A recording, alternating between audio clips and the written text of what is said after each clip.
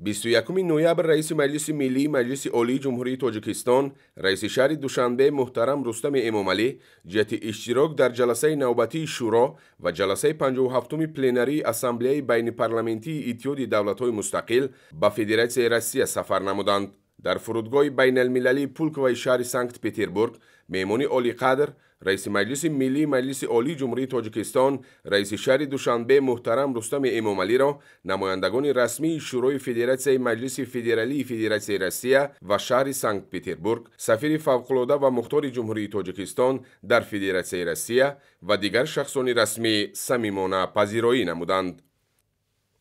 خودی همان روز در شهر سانکت پترزبورگ جلسه نوبتی شورای اسامبله بین پارلمنتی دولت‌های اشتراکی اتحاد دولت‌های مستقل برگزار گردید. در جلسه مذکور رئیس مجلس ملی مجلس عالی جمهوری تاجیکستان رئیس شهر دوشنبه محترم رستم امامعلی راهبران هیئت‌های پارلمنتی دولت‌های اشتراکی اتحاد دولت‌های مستقل اشتراک نمودند. جلسه با سخنان افتتاحی رئیس اسامبله بین پارلمنتی دولت‌های اشتراکی اتحاد دولت‌های مستقل رئیس شورای فدراسیون مجلس فدرالی فدراسیون روسیه والنتینا ماتویینکا آغاز گردیده نخست روزنامه جلسه شورا تصدیق کرده شد. طبق روزنامه شورای اسامبله بین پارلمنتی دولت‌های اشتراکی اتحاد دولت‌های مستقل یک قطار مسئله‌ها را در خصوص فعالیت شورای اسامبله بین پارلمنتی و مقامات کاری آن، مراجعت شورای اسامبله بین پارلمنتی به مناسبت 80 سالگی غلبه، اینچنین دیگر مسائل جاری را مورد بررسی قرار داده قرارهای دخلدار قبول نمودند.